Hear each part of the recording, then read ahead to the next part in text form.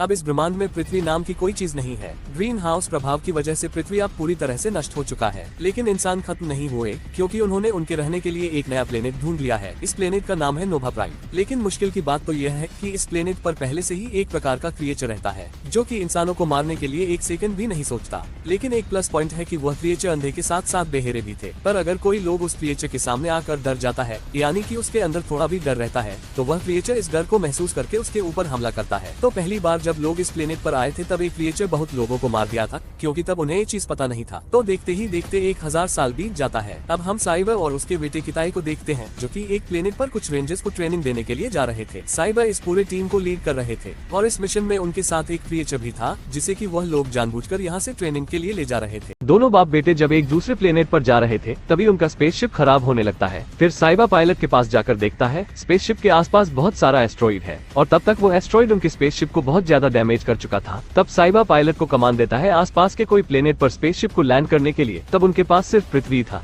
जिसमें कि वो लोग उनके स्पेसशिप को उतार सकते हैं। लेकिन साइबर को ये बात पसंद नहीं आया, क्योंकि पिछले 1000 सालों में उनके पास पृथ्वी का कोई खबर नहीं। उन लोग को तो ये भी पता नहीं कि पृथ्वी में आप कौन से क्रिएचर पल रहे हैं। फिर भी वो लोग कोई रास्ता ना देखते हुए इस शिप को अर्थ पे ही लैंड करने की सोचते हैं। तो ग्रेविटी की वजह से स्पेसशिप का स्पीड अभी बहुत बढ़ गया था। ये पूरी इंसिडेंट किटाई के लिए बिल्कुल नया था, इसलिए वो बहुत घबरा जाता है। तभी साइबर उसके बेटे को शांत करता है। जब स्पेसशिप बहुत स्पीड से धरती की ओर आ रहा था, तभी हवा के दबाव की वजह से स्पेसशिप 2 हिस्सों में बट जाता है और इसी वजह से शिप के आधे से ज्यादा लोग शिप के बाकी हिस्से के साथ बहुत दूर जाकर गिरते हैं। सीट बेल्ट लगाने की वजह से किटाई इस हादसे से बच जाता है। फिर शिप क्रैश होने के बाद किटाई सबको चेक करने पे वो देखता है शिप के सारे मेंबर मर चुके हैं और शायद उसके पापा भी। लेकिन अच्छी बात तो यह है कि उसके पापा अभी मरे नहीं थे, बल्कि बेहोश हो गए थे। लेकिन इसी के साथ एक बुरी बात ये भी है कि उसके पापा का दोनों पैर बहुत बुरी तरह से टूट गया है। उनके प्लेनेट पर मैसेज भेजने के लिए जो डिवाइस चाहिए वो शिप के पिछले भाग में था, जो कि यहाँ से करीब 100 किलोमीटर दूर जाकर गिरा था। और शिप के उस हिस्से में वो क्रिएचर भी था, जिसे उन लोग ने उनके प्लेनेट से लाया था। क्योंकि साइबर अभी चल फिर नहीं सकता, इसीलिए शिप के दूसरे भाग से उस डिवाइस को लाने की पूरी जिम्मेदारी आ जाती है किटाई के ऊपर। आप किटाई की अकेले की जिम्मेदारी थी शिप के उस हिस्से से वो वेपन लाना। साइबर किटाई को कुछ ऑक्सीजन कैप्सूल और एक वेपन देता है, क्योंकि इस समय पृथ्वी का ऑक्सीजन लेवल बहुत ही कम है। और इसी के साथ किटाई उसके पापा को बाय बोलकर निकल पड़ता है उसके 100 किलोमीटर वाले सफर पर। और दूसरी ओर साइबर ऑटोमेटिक किटाई को इंस्ट्रक्शन दे रहा था कि कैसे क्या करना है। तभी किटाई के सामने एक जंगली लंगूर आ जाता है। साइबर भी उसे स्क्रीन पर देख रहा था। तभी वो किटाई को यहाँ से जल्दी से निकलने के लिए बोलता है, लेकिन किटाई उसके पीछे उंगली करता है, जिस वजह से वो उसकी पूरी फौज लेकर किटाई को दोहराता है। दौड़ते हुए किटाई एक नदी पर जाकर गिरता है, जिस वजह से वो लंगूर से तो बच जाता है, लेकिन उसके हाथ पर एक जहरीला इंसेक्ट काट लेता है। तब साइबर उसे एक पेन किलर लेने के लिए बोलता है, जिस वजह से किटाई वहीं पर ही बेहोश होकर गिर जाता है।